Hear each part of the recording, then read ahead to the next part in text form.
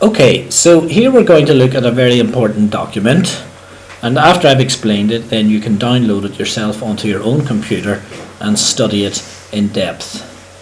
Now, the document is really an orientation on the funding possibilities for transnational cooperation as it applies to your country. And the version that I'm commentating at this point is one for Ireland and Northern Ireland, but the structure will be the same for Romania or for any other country within the European Union. Now, this is based on research that we've carried out and also on our own experience. In other words, it includes pretty much every important transnational cooperation programme, but if we think a programme is completely useless, we have not included it.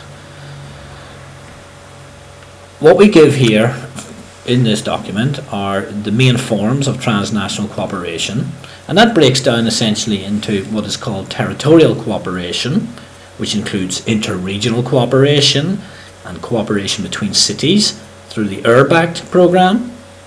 It includes Youth in Action European programmes, which are essentially for youth.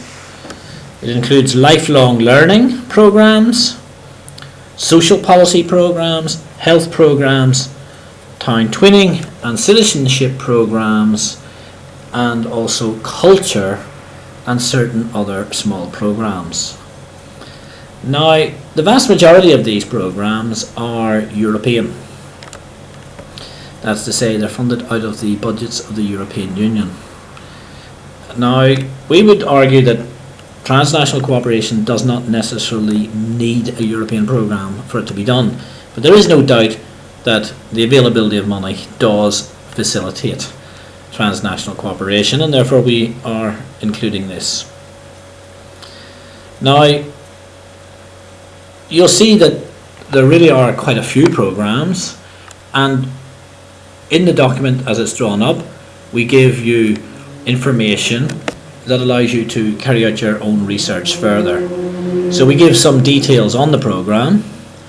We then indicate the types of bodies for whom the programme is relevant, who are likely to be involved in this kind of cooperation within this programme.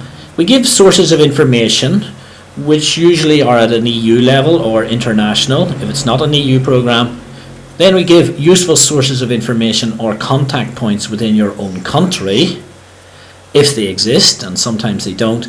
And then we give deadlines, such as we know them, about when these programs will be open or when they are open. Now, the document, of course, occasionally will have to be updated, but we give it to you as a tool which you can study, which you should keep, which is a reference material, and which will allow you to work out whether or not there exists a programme that is likely to support the kind of cooperation you want to do. Now, one final comment is that we do not include the European Union's 7th Framework Programme for Research and Technological Development. And the reason for that is that those programmes go beyond simply exchange of experience and mutual learning to the development of specific technologies and applications, and as such they are significantly more complex and more detailed, and they're not covered by this particular programme for transnational cooperation project development.